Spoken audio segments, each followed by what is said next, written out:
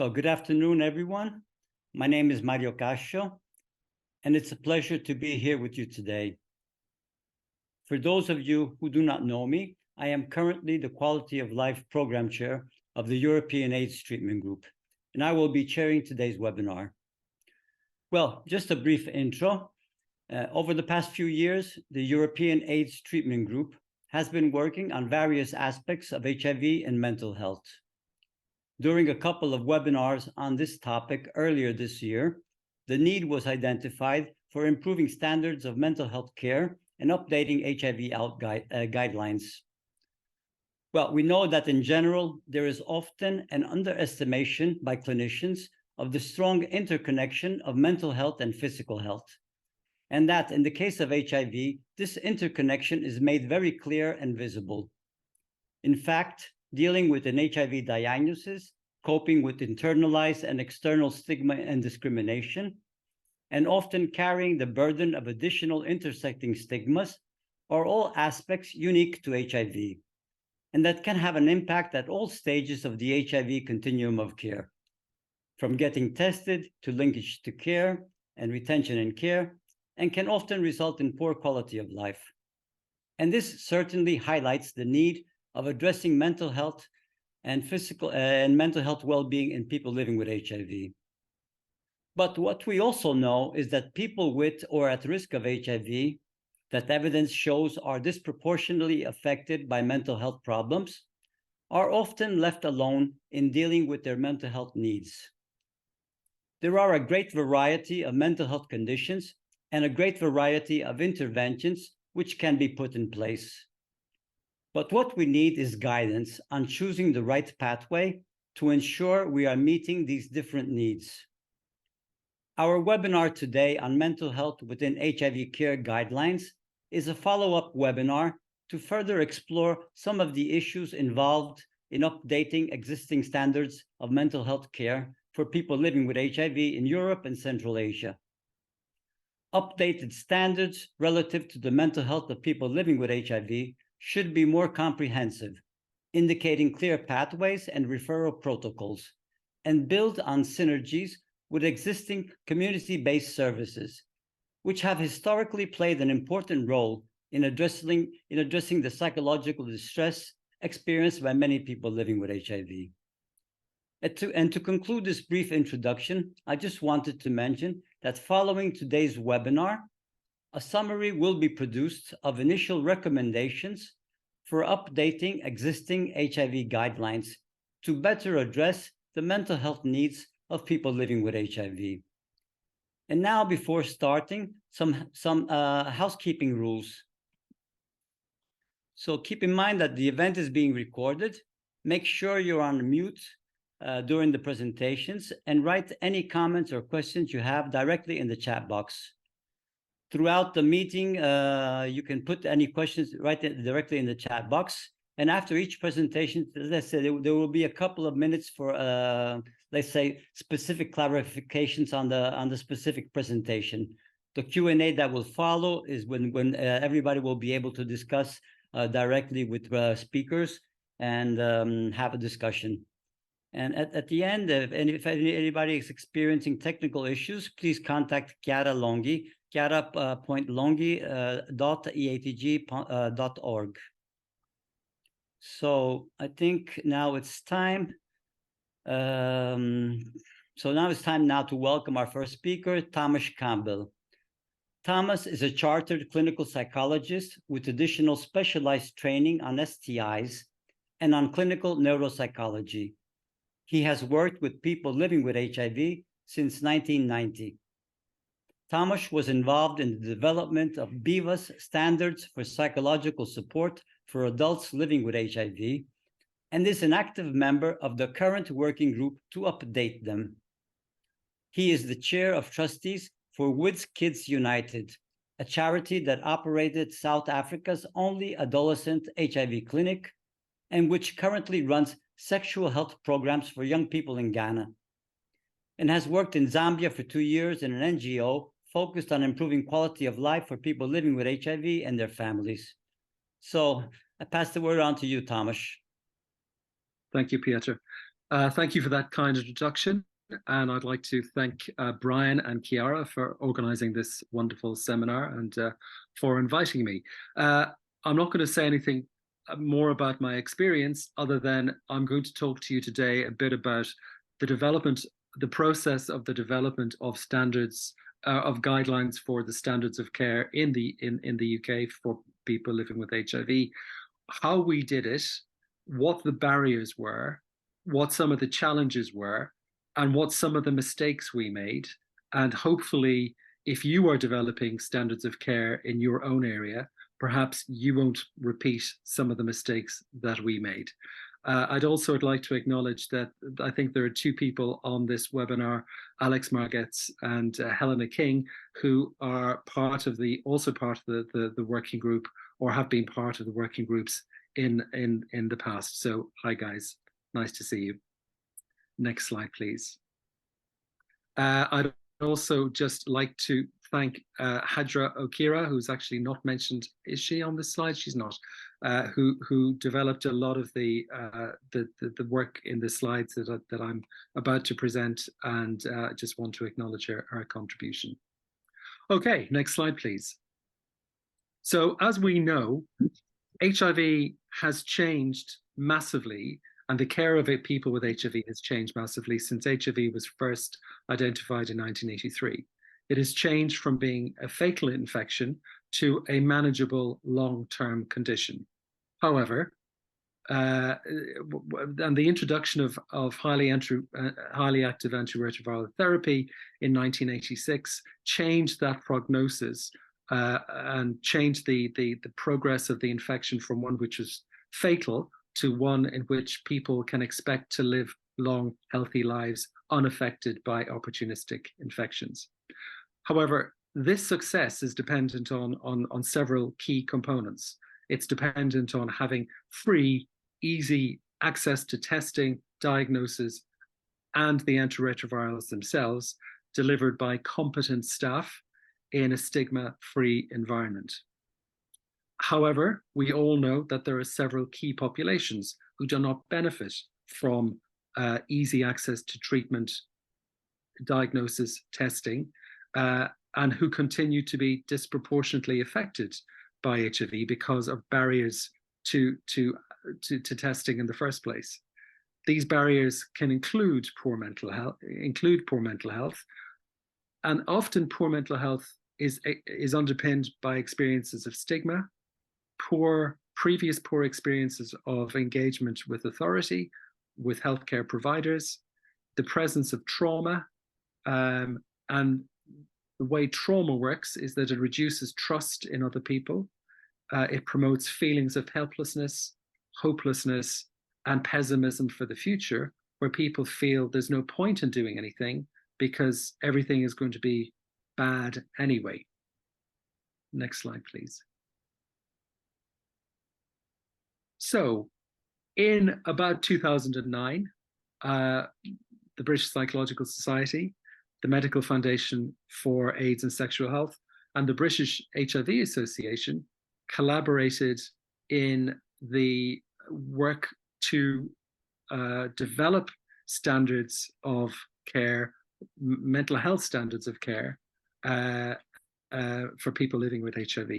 We all recognized that people living with HIV experience higher rates of mental distress and psychological difficulty compared with people who do not have HIV. Now, that's a really complicated area. I think we're probably all experts in it, so I'm not going to go into the reasons why that is. But we know that improved psychological care, improved psychological health supports adherence, improves general health, improves in quality of life, and can reduce onward transmission. So the development of the standards focused on the promotion of mental health and well-being, early identification of people in distress, and the provision how to provide and who should provide appropriate interventions to reduce that distress. Next slide, please. These standards were taken by the British HIV Association, which is mostly a medical organization, and incorporated into their standards of care in 2018. And I think the key point about the adoption of the mental health standards, or the psychological care standards, into predominantly standards of physical health, was that the British HIV Association and the doctors recognized that mental health is a core component of physical health. That if we do not address the high burden of mental health distress in people living with HIV, then the physical health interventions are less successful, because people adhere less or disengage from clinic, or they have other health behaviors that are detrimental to their health. So these standards were embedded into the physical health standards. And I think what it recognizes is that mental health, psychological health, is everybody's business. It's not just the business of psychologists. It's not just the business of counselors or psychotherapists. It is the business of everybody working with people with HIV.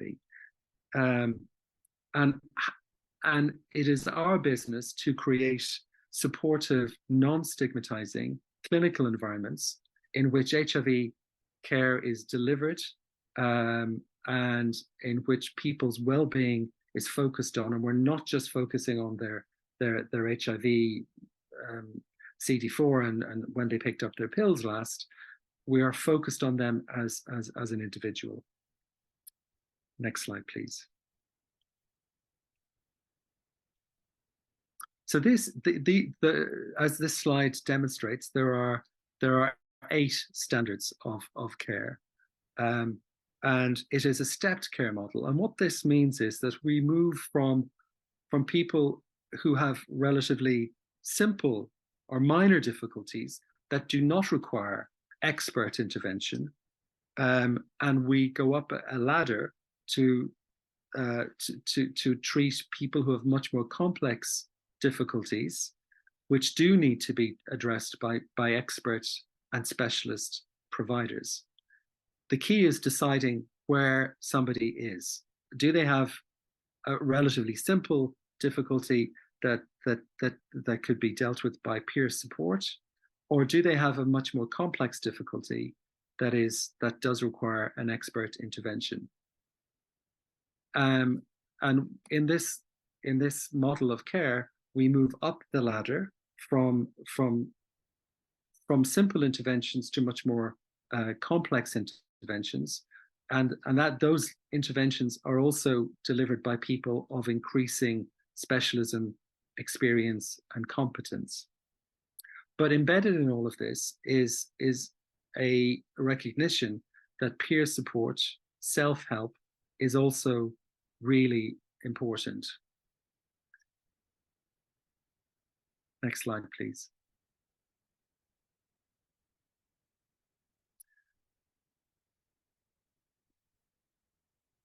So in 2015, one of our sister organizations, which is a nursing organization, did a national audit in the UK to examine whether or not these standards, psychological standards of care, were being implemented. A case review approach was implemented in 52 clinical sites, and the results are probably not that surprising. 40% of clinics did not document well psychological problems.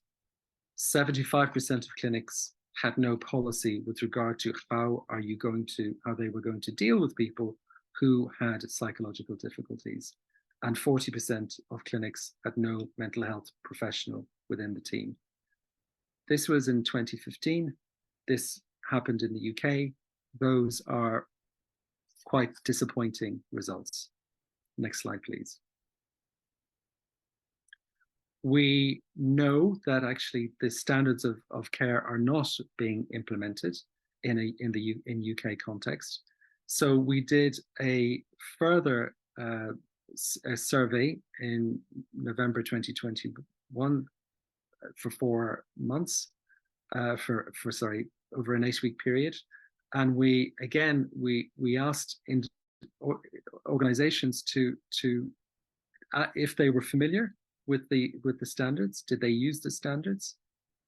But this time we asked them what the obstacles to implementing the standards in their particular workplace were, and we asked the respondents to make suggestions about how standards could be improved or added to. Next slide, please. These were the stakeholders in the UK that responded, and most of the non-governmental organisations who work in the UK with people with HIV responded, and also 3 professional groups: the doctors, the medics from BIVA, the nurses from NIVNA, and psychologists from the British Psychological Society responded. So we had a wide range of responses of providers. Next, please. Next slide, please. So we did quite a simple analysis. We just counted up the yes/no questions, and we put a percentage of yes/no in and used that kind of data. We also asked open-ended questions, which we coded using a thematic analysis. Next slide, please. There were 12 organizations in total, 5 professional networks, 6 community-based organizations, mostly NGOs, and 1 NHS trust. The NHS is the national provider of healthcare in the UK, and they are divided into a local organization. So this was a local organization that provided HIV care in the UK. Next slide, please. So the results were, the first question was, how familiar are people from your group with the psychology standards? As you can see on the left in green, there's a fairly even split. 1/3 approximately were slightly aware, 1/3 were fairly aware, 1/3 were quite aware. The more important question was, how relevant were the standards to your working? And 100% of people said, yes, the standards are important.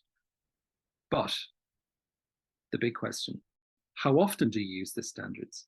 And actually... Но вопрос, как часто вы используете такие стандарты? As you can see, и как вы можете видеть, 16% of 16% used the standards сообщили, что они регулярно используют стандарты.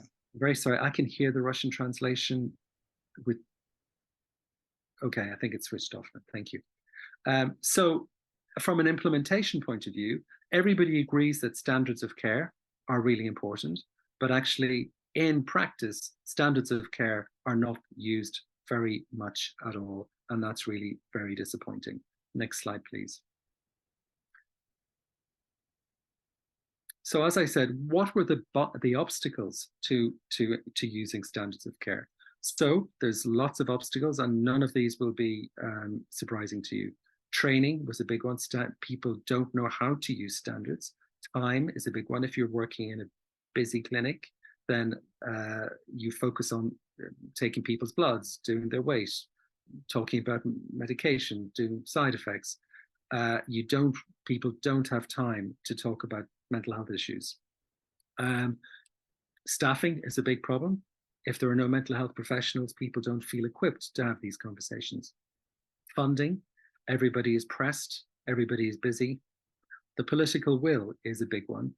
If mental health care is not prioritized, then actually most people think, well, it's not my job because it's not what I trained to do, and I don't know how to do it properly, and I'm afraid of making things worse. So those were some of the big obstacles to implementing standards in a clinical environment. Next slide, please. So in terms of strengthening standards, the suggestions from the community-based organizations were that we, instead of imposing standards from a top down, we co-design we talk to our communities, we say, what's important? How should we do this? What are your views about how this should be provided to you? There need to be clearer referral pathways. Clinical care needs to be person-centered, not formulaic. Everybody is different. Everybody has a different experience. That experience needs attending to. There needs to be increased peer support. Unsurprisingly, there needs to be more training for staff so that they are more comfortable in having conversations about people's mental health. And not just clinical staff. I think everybody needs training. It's not the job of one person to provide a comfortable, non-stigmatizing environment.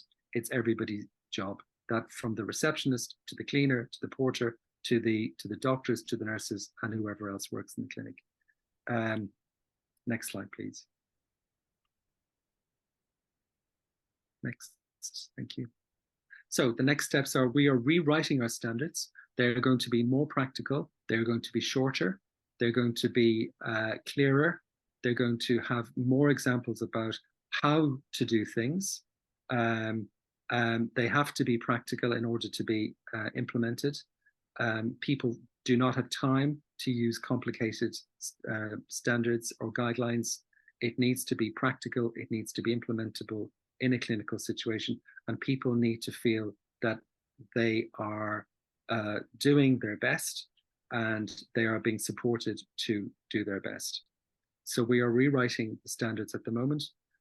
We will be publishing the results of the survey that we undertook last year, and we hope to have the new set of standards within the next 12 months. Thank you very much. Thank you, Thomas. Bryan, will you take him from here? You're muted. Thanks, everyone. Thanks, Thomas. And just what we'll do after each presentation is allow for just some questions for clarification. So if Thomas used the concept that you didn't understand, or you need some background information about something he said, but we won't get into discussion of the content. We'll save that for the open discussion after all the presenters have finished. So does anyone have any questions for clarification from what Thomas said? And you can either put it in the chat or you can put your hand up and okay, so there's the first question in the chat, Thomas. Will new standards take into account the situation in low to middle income countries? And no, I think it's the straight answer. No, these are standards for the UK. And we are not a low to middle income country. Now, that doesn't mean that we don't have lots of very similar difficulties in terms of provision, because actually provision is sometimes extremely difficult and there is widespread geographical disparity. If you live in London, then you may have access to services. If you live in a rural area, you probably will not have access to services. So, some of those are some of those difficulties are continent-wide, but these standards are for UK clinics. It's a good question. We could probably come back in the open discussion to what happens in low and middle income countries where there aren't standards or how to develop them. So we could actually get into a more substantial discussion about this later. Any other questions for clarification? Again, another one there. I'll just read it out loud, so make sure everybody. Will new standards include medications and new regimes like MDMA? So our standards will be around the psychological provision of psychological care. So we won't be addressing medicine, though we do work very closely with our doctor colleagues in terms of general standards of care for people living with HIV. So, I think we would probably feel that it is the doctors who take care of the medication rather than the psychologists. But we may have a view. For example, we've just published our our guidelines on working with people who have chemsex. So, but it's about providing non-stigmatizing environments in which people can access care, and how that is achieved, rather than working with the individual medications or the individual drugs themselves. Again, raises a good question about how the psychological standards and the medical standards talk to each other effectively. Again, something we can pick up. Any other just questions for clarifications? There are other questions, Bryan, but I think we have to keep it to okay, the good. Q&A thing. Okay, and I'll make a note of the questions that are coming up on the side and come back Quite to a them. few, I think I see quite a few coming up. Yeah, and I'll take note. I'll just pass it on to our second speaker, Lena Nechosina. Okay, Lena is an independent expert on public and mental health and mental well-being. She has prior specialization in public administration with professional upgrade in public health, social services, and mental health. She has more than 25 years of experience in HIV, tuberculosis control, policy analysis, advocacy, strategic planning. She is author of numerous analytical and educational publications and online courses. And over the past 7 years, she is deeply involved in mental health activities in the ICA region and Ukraine, including depression screening, advocacy of services, and mental health well-being promotion. Elena believes in a holistic approach of human well-being and assures the value of no health without mental health. Elena, pass it on to you.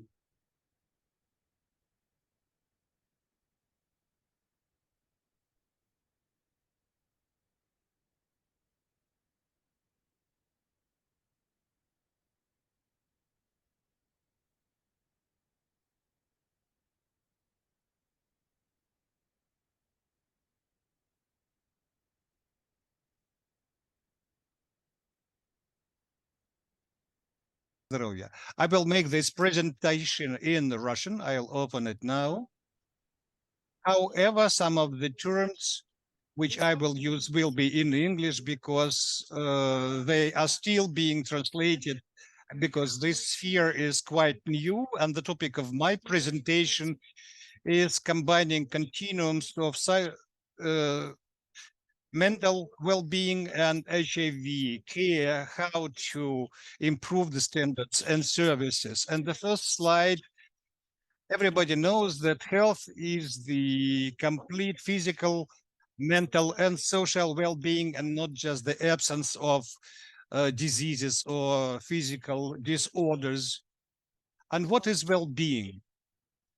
It is a question which is very important to understand for the sphere of mental health, because we know what disease is, but we not always know what is well-being. And the key aspect for the planning of mental health services, understanding of continuum of mental well-being. And you see the transition from the state of mental well-being to mild distress, moderate distress, and suffering, and mental absence of well-being. And every person can switch from one state to another, can transit from one status to another. In other words, this is a route from flourishing to suffering and crisis.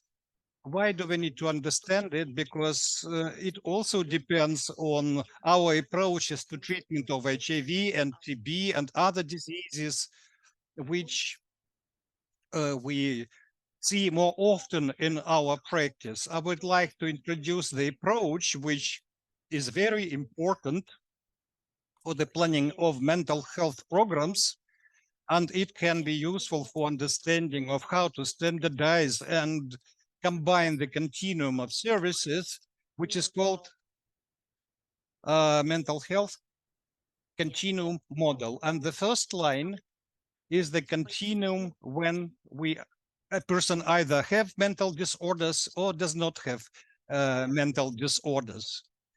Either axis here is well-being as feeling, as self-feeling, when a person feels well or does not feel well. And we can start from the share of people, which is called deterioration and disease.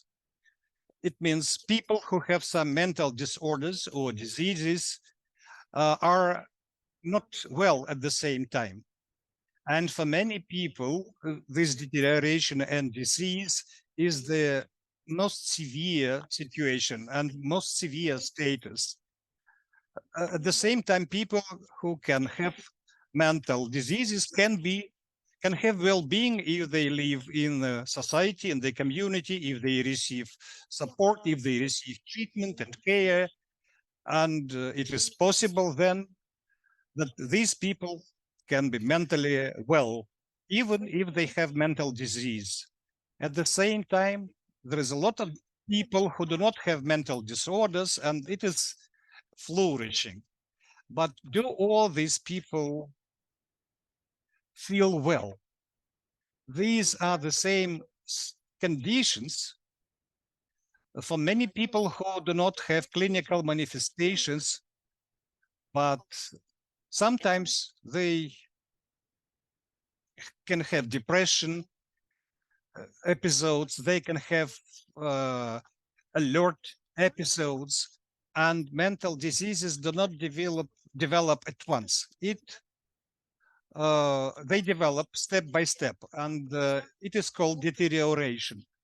In mine activities, having worked with many groups of people, homeless people, people who use drugs, children, street children, and many HIV positive people and people with TB, and I understand that very often we do not see that there are many people who still have not developed mental diseases, but they are deteriorating, and it can lead to a serious disease. This means that people who can have mental disorders can feel well, and people who cannot have mental diseases are not always well. I give a link to this continuum module, and there is a big research. And if you want, you can read the results of this study, of this research. But we need to understand it to standardize mental health care, and we should understand how we can implement these standards. Next slide, you will see the pyramid of services for mental well-being. It is similar to that shown by Thomas in his previous presentation. And this pyramid of services is aimed at ensuring the mental well-being. And in the basis is the skill to understand one's own symptoms or understand the degree of distress and take care of oneself, of himself or himself. And this basic level or base level is, according to my experience, for Ukraine, for many other post-Soviet countries, people do not have skills to provide self-care or provide help and support to other people. And we are just forming these skills. Next level is support, mental health support on the community level. We are not talking about diseases, mental diseases, but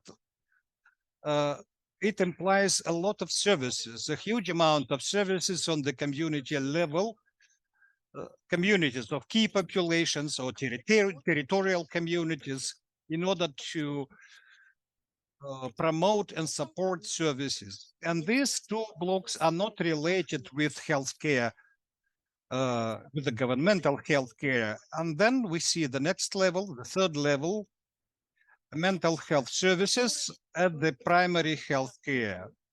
They should be introduced at the primary healthcare level in the countries. And now we observe the different situations in the countries in our region. I can talk about Ukraine. So we have conducted a health reform in the country, and primary healthcare level was reformed mostly. And now we try to integrate health services, mental health services to the primary healthcare level. And I think a similar situation can be observed in other countries, including Western European countries with high level of income. But these mental health services should be and are integrated to the primary care services. Also, it is related to the HIV-related services because now we are starting to understand that HIV services are delegated and the patient management is also delegated to the primary health level. They concentrate knowledge and they are providing such services. Next level is people with mental disorders who require psychiatric care. And this level is subdivided into two blocks. It is medicinal psychiatric care, and second is support and help to patients on the community level to ensure the well-being of such people, even to people with schizophrenia, epilepsy, and other serious diseases. These people should be integrated and included into the community life. And unfortunately, we have a certain amount of people who require long-term psychiatric assistance, psychiatric care, and this creates a kind of a pyramid which has the place for the services to ensure well-being and support on the community level, and medical care also on the community level. If we talk about the cost of services, it increases, and we cannot forget about it. The cheapest and the easiest way to provide services to these people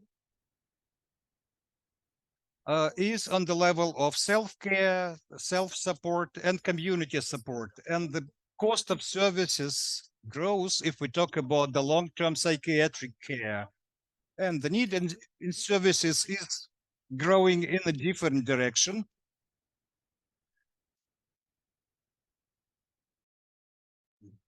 We require community services and community support to a larger extent.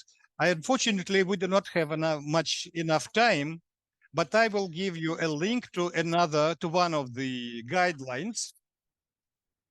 And it is one of the guidelines in the series of WHO publications, which describes the recommendations and approaches, what can be done for mental well-being on the community level.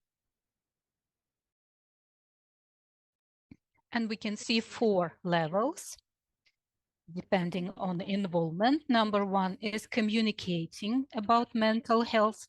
And it means not just talking what is mental health and well-being, but also it is meant to decrease stigma and discrimination in understanding mental well-being. Because according to my experience,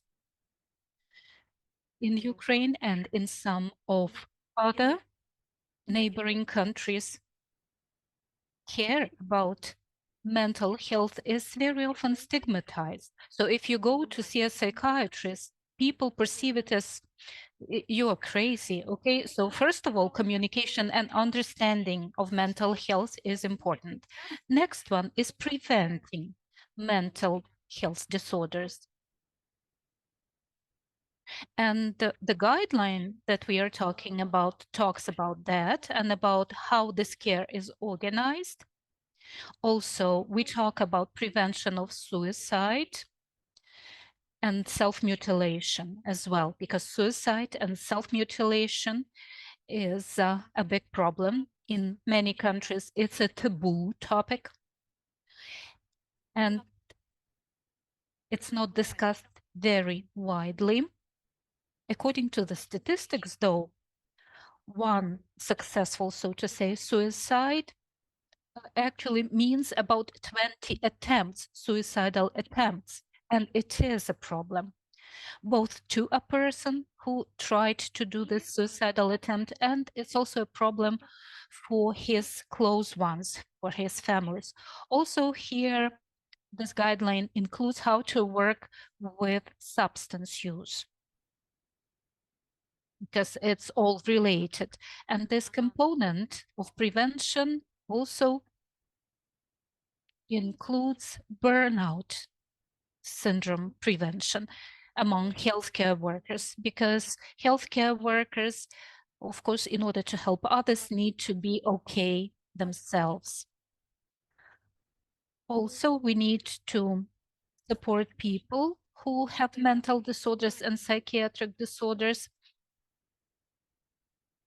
Sometimes when it is a difficult case working with crisis, people in crisis, they can see that people have domestic violence and psychosis, and it's important for those people to see, to identify psychosis or any other mental disorder and refer to a specialist. So this identification and understanding how to see that, how to identify. So it's not diagnosis, of course, but being alert to those signs and being able to refer is very important. And recovery, I will talk about recovery a bit later. Next slide, it's about contemplation. And it's going to be more questions rather than answers. But although still it is really important to think how such difficult care continuums can be combined for one person. So first of all, it's the nature of mental health and well-being. The key here is self-care. Based on my experience working with many people, I can say, and I see that lots of people do not have self-care skills. They don't have the understanding and sensitivity towards some of the states they have to be alert to. They are not alert to some signs and symptoms. They would urge them to seek care. But that is something that we need to take care of. It's not a physical somatic disease that you take a pill and you get rid of signs and symptoms. So here we have to involve the client and make the client understand themselves. In mental health, we have such a notion or concept as resilience. So we talk about resilience because different people in the same conditions might be more resilient, others might be less resilient. That's very individual based, and this resilience phenomenon is also really important from that perspective. And we need to take this into account when we develop standards. And also recovery aspect is important. Also, this phenomenon is being studied, and recovery is a concept when we see the full transformation of a person, whether it's an acceptance of his or her disease, and of course treatment. Depression can be treated if the person changes his thought patterns. So this recovery is a little bit different concept compared to physical health. Comorbidity. I'm very happy that now we see studies in HIV area together, like in with comorbidities, HIV and other comorbidities. Of course, we see that very often. The most common ones among mental health disorders and non-infectious, non-communicable diseases, endocrine disorders. Endocrine disorders are related very often to depression, cardiovascular diseases. So people living with HIV have some set of non-communicable diseases as well related to HIV. For example, if we talk about dementia, It's also a group of diseases that are related both to physical states when the brain work changes and other factors as well. So comorbidity is a complex thing that is being studied as well. Or mental disorders. So depression, for example, is very often seen together with anxiety. And by the results of depression screening together with the network, women's HIV network, that work, and we showed that very often we see depression with anxiety, although these states might seem very different, but they go together. Next one, service approach. Also a complicated issue. I'm thinking about that very often because I continue to work in public health. Public health is focused on population. And we pay attention to indicators that are related to population in general. So our HIV targets 95, 95, and 95. Those are kind of categories, they are general, but we deal with people, and mental health and mental well-being is more individual person related. Some will get into those 95%, some will not. So that is why the approach towards provision of services might be individualized. Sorry, Elena, one more minute.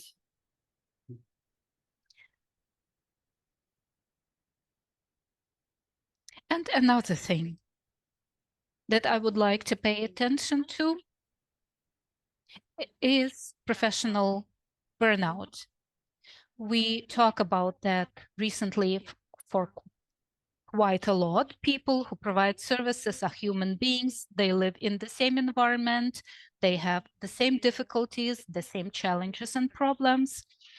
So the challenges might relate to their mental health, just like their clients have their mental health problems. So in some countries, this culture, the tradition of taking care of mental health just starting to develop more, like in Ukraine, for example. And sometimes for example, we see cynicism, depersonification. That might be a sign of professional burnout. And at the very end, I understand that I've already used all my time, rigid or flexible regulations or standards. Very often a standard is meant to be a kind of a rigid thing or a rule. So we do it just this way. But how do we make it rigid if it's about the human being? So you can make it rigid with regards to the disease, but not towards a human being. Thank you very much for this opportunity to talk. Thank you for your attention. Thank you, Elena. Very informative. Thank you for highlighting how also mental health stigma of mental health is very, widespread in many areas. Yes. So if we have any urgent questions.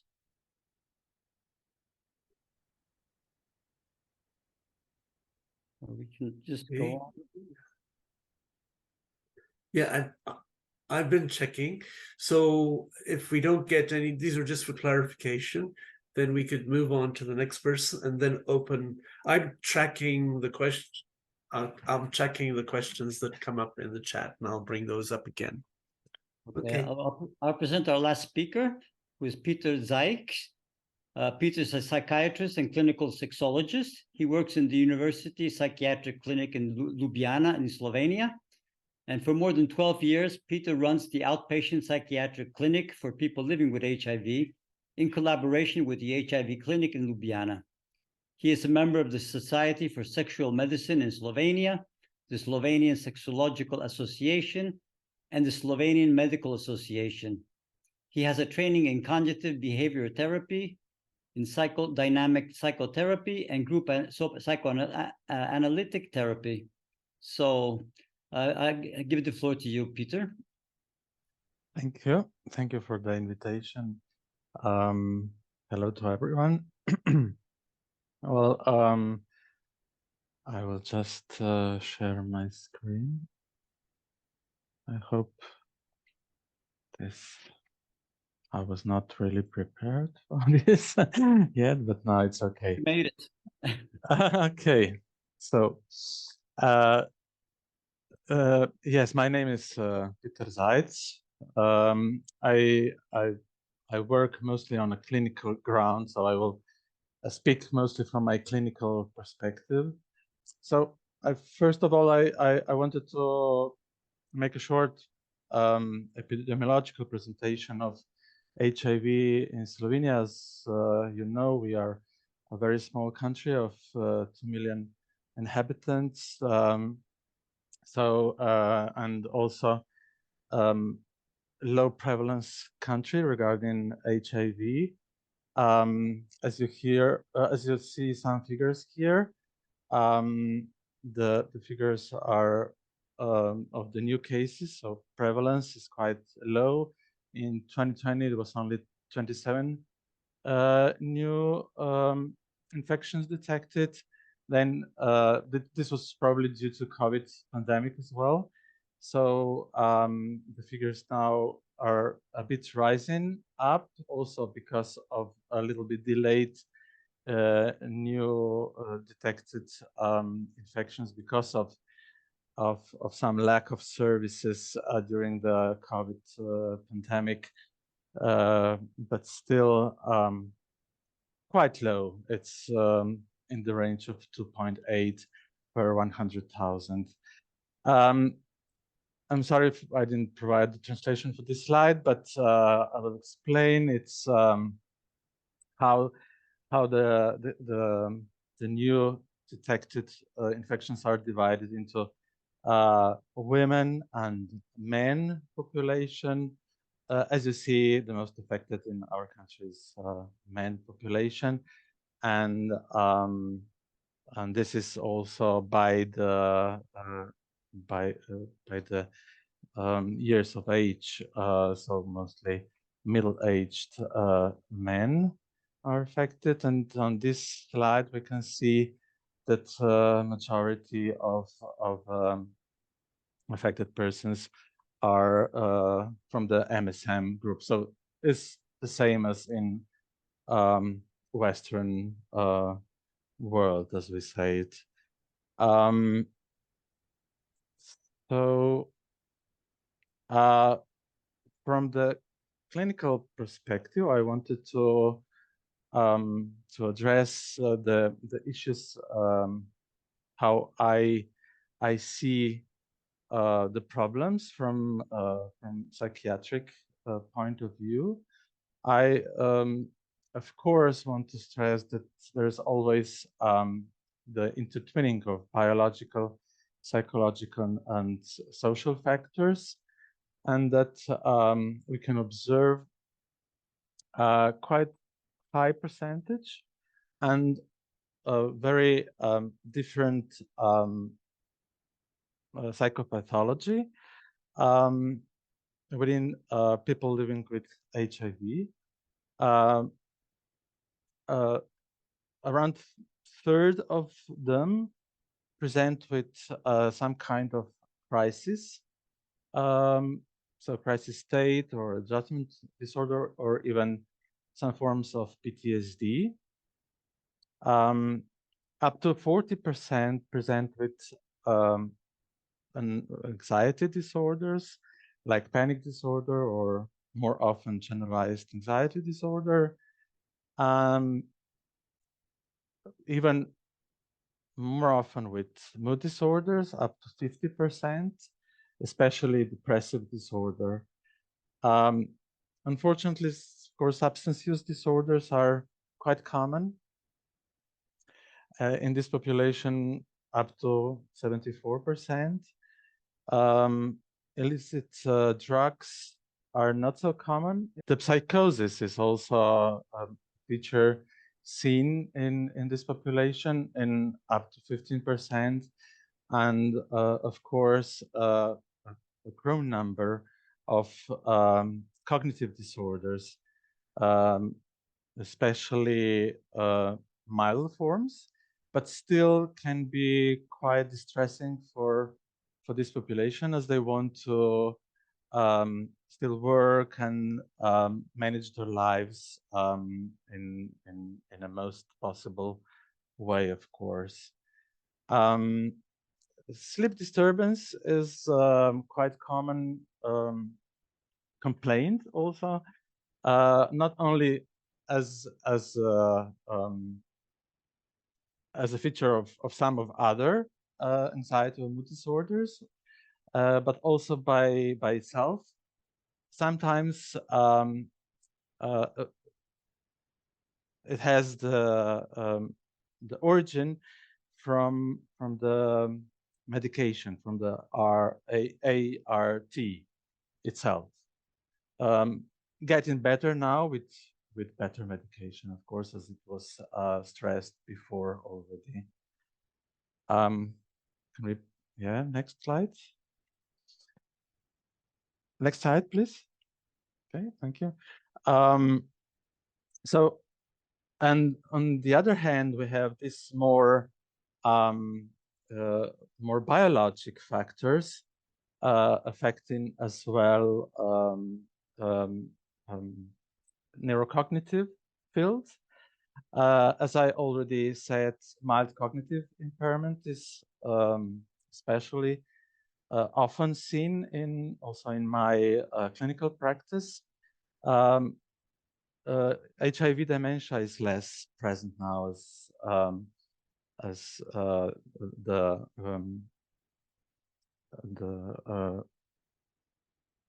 with the development of the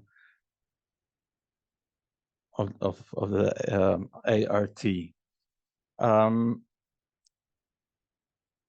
There's maybe we should give more attention to asymptomatic neurocognitive disorder, and maybe even establish some regular screening for this feature, because it is a predictor of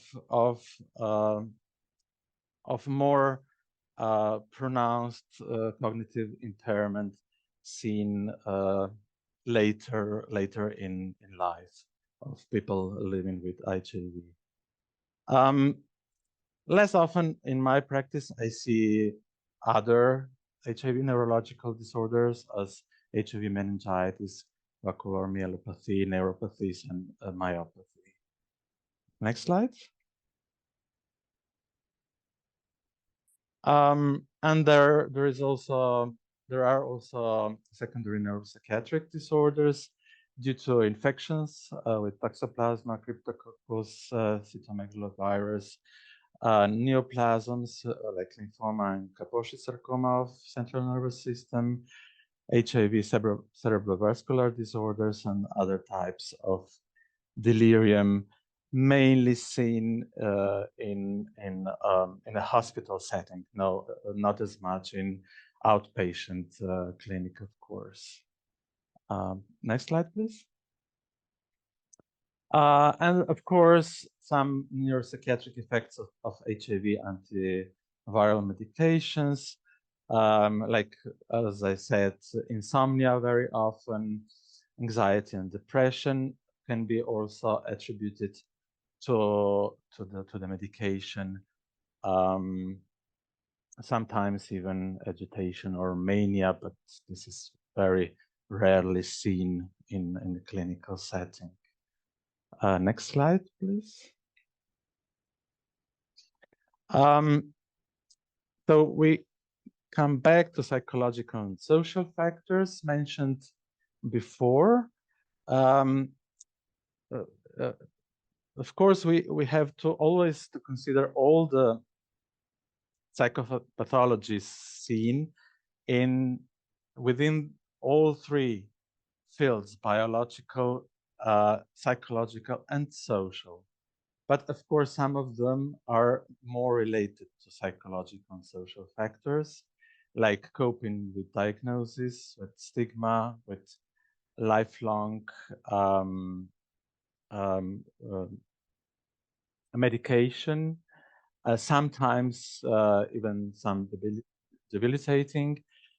Death here I put with a question mark because I wanted to stress these wrong assumptions still present even nowadays, that we know also in the general population there's a high knowledge about good treatment options for HIV infection, but still immediately after diagnosis, people fall into these old wrong assumptions of this means death for me, or even or at least I'm socially dead now because of the stigma, of course. Then people living with HIV, of course, have to deal with this and stigma from the environment, how to overcome stigma, and we have to help them with this. Then there is an issue about ART, how to manage side effects, how to tolerate some side effects, how to go back to the doctor that gives ART, and stress is out, tell them, can we do something with this? Can we, because some of them, they just tolerate or want to tolerate side effects, and they don't tell that they suffer because of that. And then, of course, the burden of some associated diseases or disorders. Many of them are from the psychiatric field. And of course, there is another stress of aging with HIV, how to get proper care when I will not be able to take care of myself anymore, especially people from this MSM that are, a lot of them still living on them alone. They don't have very good relations with family, family members. Maybe family rejected them. This is older population that were still very experience this stigma because of also being gay, or not having not being married, or stuff like that. Next slide. Yes, now about mental health interventions, we provide psychoeducation, and from that point, we also proceed to some kind of psychotherapy, whether it's more problem-solving oriented or cognitive behavioral, interpersonal. We can offer mindfulness trainings or other trainings of relaxation techniques. And we use motivational interviews when there's a problem of substance use, abuse, or even dependence. Then, of course, there's when there's a need, we provide psychopharmacotherapy from all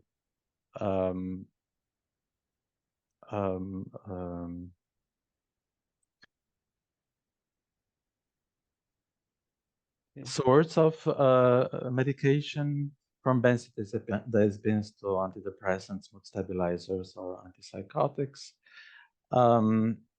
And we have to deal with a lot of interactions, of course, with ART, and take care of that. One more minute, Peter. Yes. One more minute. yeah, I'm trying to conclude now. What I wanted to, yes, thank you. What I wanted to present mostly is that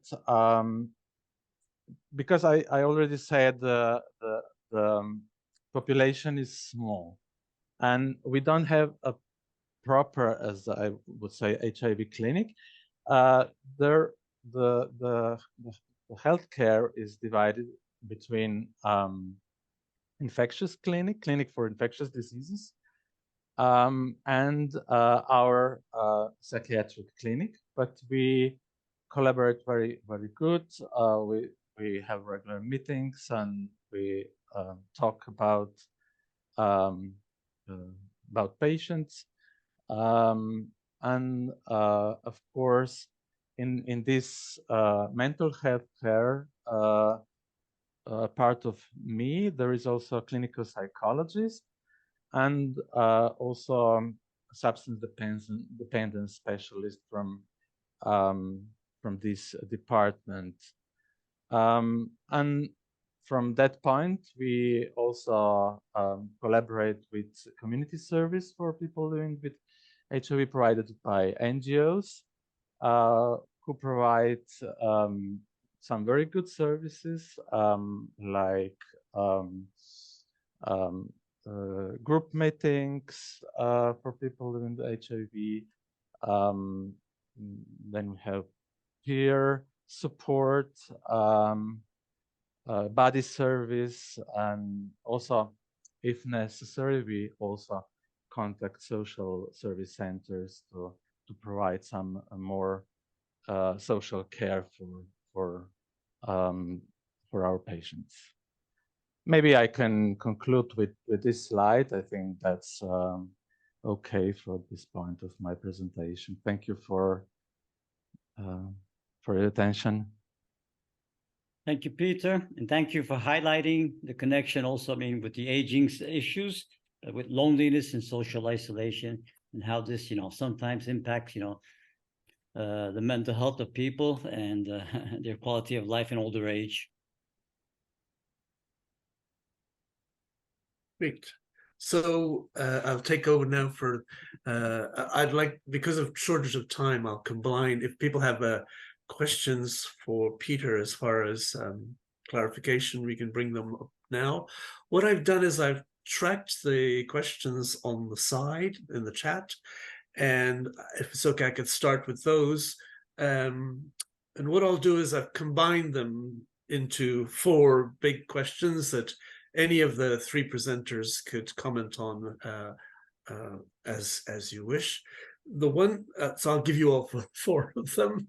First one is about whether standards of care will make some specific reference to the needs of children, the homeless, and people who use drugs. So there was a general question then about how do the standards relate to specific subpopulations?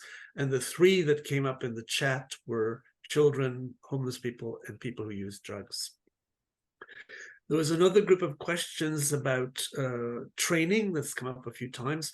Who is capable of providing psychological guidance? What kind of training is expected? I imagine that's especially relevant to the kind of lower levels of the pyramids that were shown, self-help level and those immediately related to that. So there's questions about who provides it and what training, probably especially when we get down to the trained lay people. There was another group of questions about just someone trying to find out who is actually, where are the existing guidelines? So Thomas mentioned BIVA. There's also certain EACS guidelines that haven't come up. What are the existing guidelines? This might especially be so for countries where there isn't a country guideline system, or does it come from your professional background? Where do these guidelines come from? Who has them? Who is developing them? And then the last set of questions were specifically for Peter, and that had to do with the amount of people that you might be seeing with PML, or with not just people with HIV, you're seeing with PML or with schizophrenia. And Stephen helped us with spelling out in the chat what PML means. So I'll leave that. Maybe Peter, you might want to just specifically start by that one specific question, and then the other three others, any of the other people can jump in on. Peter, any comments about Slovenia and PML and schizophrenia among people with HIV?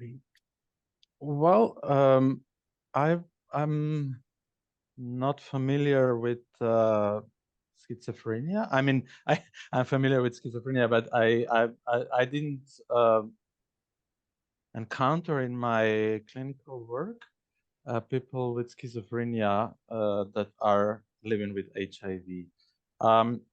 More often we see bipolar, as they tend to have a little, I think, more of a risk contracting HIV, because sometimes regarding to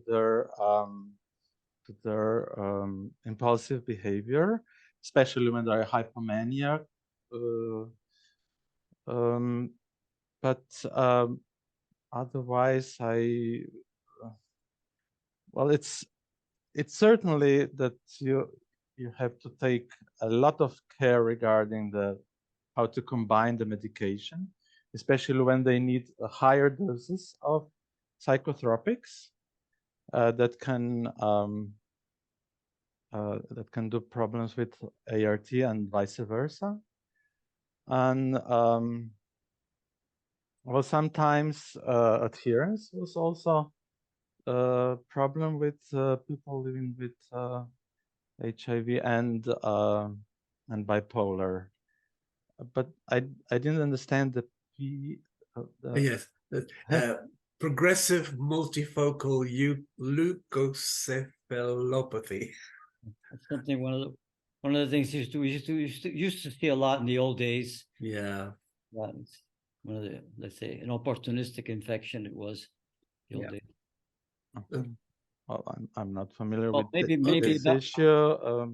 Maybe it was more on the neurologist field, because doctors from HIV clinic work in collaboration with neurologists as well. Well, we might be seeing some of that today. I mean, with late presenters, which are a high percentage of new diagnoses. So, but I don't really know in clinical practice. I haven't seen this. I mean, for a long time now. Okay, maybe we go to Tomás and Lena with the other three questions. So, do standards relate to children, homeless people, PUD, people who use drugs? Who is capable? What's the training requirements? And who produces these guidelines? Where do they come from? Well, I'll start, Elena, if you don't mind. So the guidelines that we're developing are for adults only. The Children's HIV Association is a UK-based international NGO, and it has produced separate guidelines for naming HIV, for working with families, for working with adherence difficulties with children, and they have free resources on their website. It is chiva.org.uk. It's a very, very helpful website with tons of information regarding the work with children, adolescents, and families in which HIV is, where parents are with HIV, children with HIV, and indeed children, non-infected children of HIV positive parents, which of course is something that we're all delighted about and is a tribute to the success of early detection in pregnancy and the delivery of antiretrovirals to pregnant women to prevent onward transmission. So, in the UK, I think when I started work in a large teaching hospital in about 1998, we had 200 births a year in that particular hospital, to HIV positive women, and these children were also pregnant. And by 3 years later, if we saw one per 2 or 3 years, we were shocked. And that's how successful antenatal screening and intervention is. It's been, it's like a miracle. With regard to children, adolescents, families, chiva.org.uk, chiva.org.uk is a very, very useful website. With regard to homeless people, I think the principles are the same.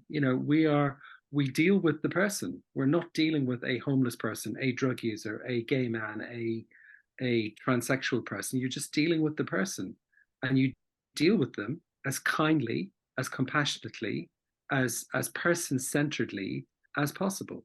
You're not, and that means that you are welcoming, you do not stigmatize their behavior, you do not stigmatize the kind of identity they have, and that everybody in the clinic is working towards that. The cleaners, the porters, the receptionists, everybody is welcoming. Everybody understands the importance of creating a stigma-free environment.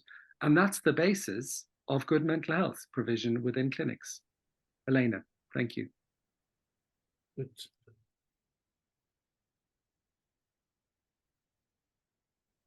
Thank you, Thomas. I agree. I would like to support you. That's right. Yes, there are standards, there are recommendations, and when you implement the standards, you have to take into consideration different cultural norms, because UK citizens with regards to their seeking care are different from people living in some Eastern European countries. Seeking behaviors are different. So that is why, implementing standards in different cultures should be different. And now the studies show that even cognitive behavioral therapy has different effect on people with different nationality, depending on their temperament, on their cultures, on their legacy, so on and so forth. So I pay attention more to the following, that the national context or culture should be taken into consideration. The same pertains to homeless people. What are their behaviors in this or the other country, or street children living in the street also. So we have to take the person into consideration, not the problem, not the challenge.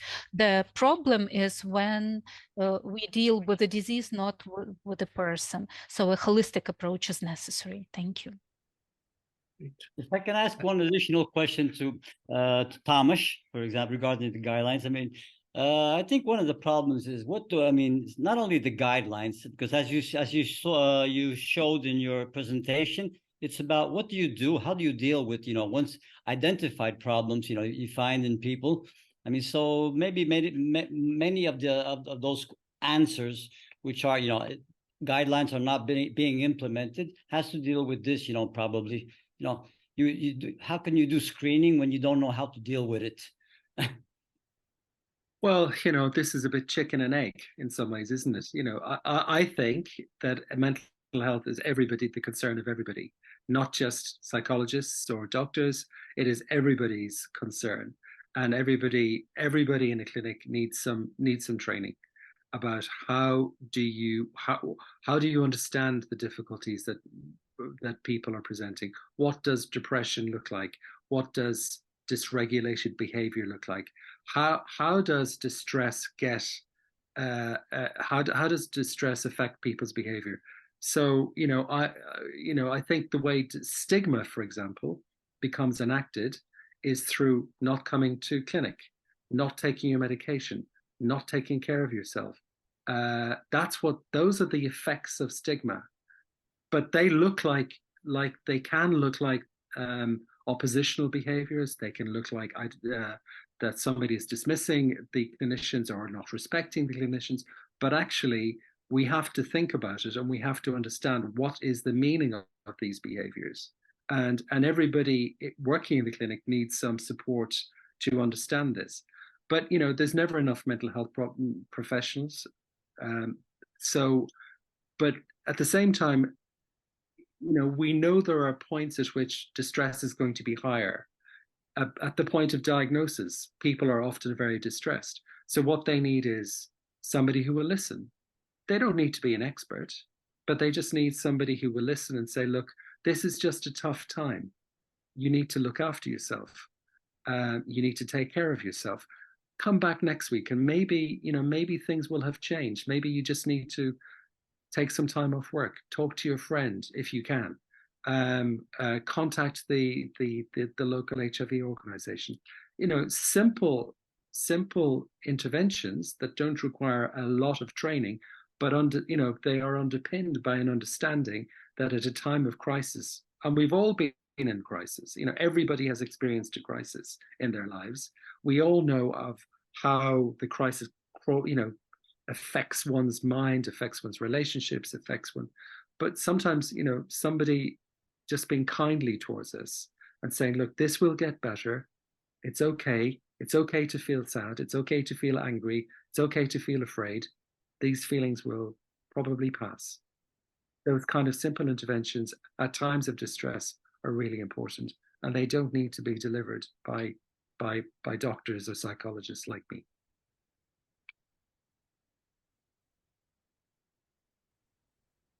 I also would like to add about screening. There are a lot of questionnaires to do screening. Unfortunately, very often experts, they just perceive it as just do it and get some points. But very often a specialist like a social worker or doctor might ask only 2 questions. How do you feel? Do you perceive life as interesting? So just 2 questions already will show you some signs what the person's mental health is. So it's not about getting points according to questionnaires, but just being attentive to changes that any person might have. So just see a person. Great. Thank you. Thank you. Maybe just want to make sure, Peter, did you have anything to add? Because we're needing to close down after this, and I'll hand it back to Mario. Any last comment, Peter? Yeah, I agree with all of you, especially about this crisis intervention.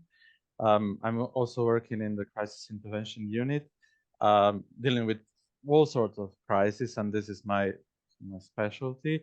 And I wanted to stress that our clinical psychologist that I already mentioned is first speaking to many of the newly diagnosed, especially in this special sensitive period of their lifetime.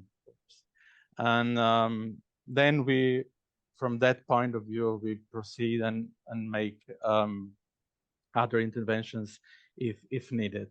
And I want to stress out that also the doctors in the HIV clinic are very mental health sensitive, and they always know their patients by their heart, and most of them, they have their private telephone numbers, being able to call them almost any time. So I think we are doing a really good work, and even it's because there is not a lot of patients, of course. When you have really a lot big numbers, then you can lose a lot of this attention that is really needed for everyone. Thank you.